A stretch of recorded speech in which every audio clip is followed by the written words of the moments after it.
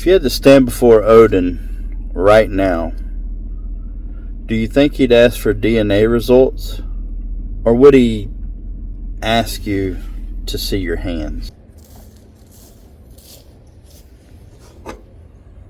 Oh, there you are. Welcome to the Daily Heathen, Part 4. I see it in the comments a lot. People either asking, do you have to be a certain race or pure blood or whatever the case may be. But I'm sitting here at work just thinking, and I'm like, the gods don't care about your Ancestry.com report. So let's think about that question for a second, shall we?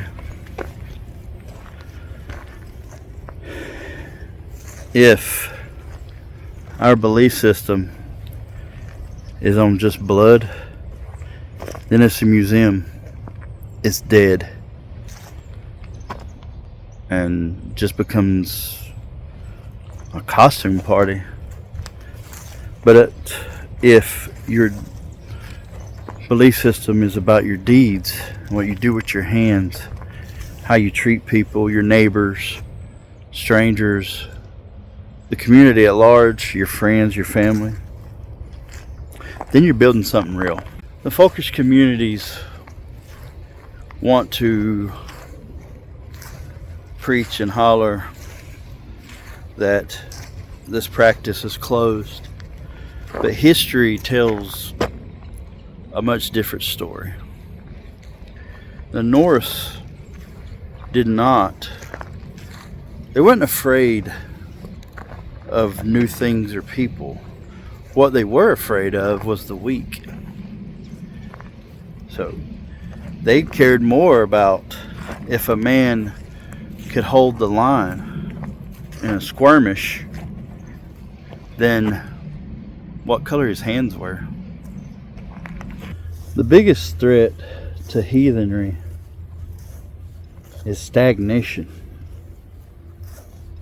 The idea that we should live in the 10th century like a bubble. The blood argument, that is a form of stagnation.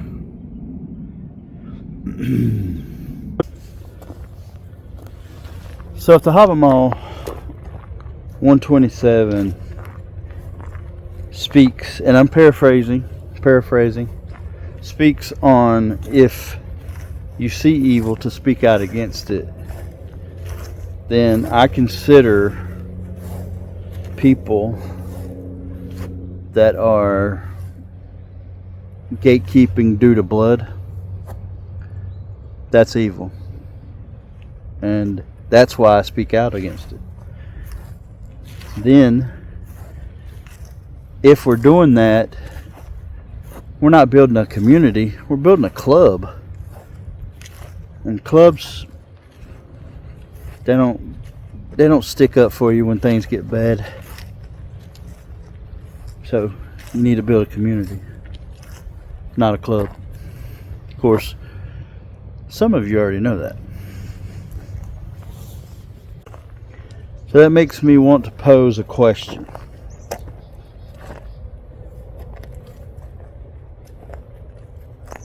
What are you bringing to the table?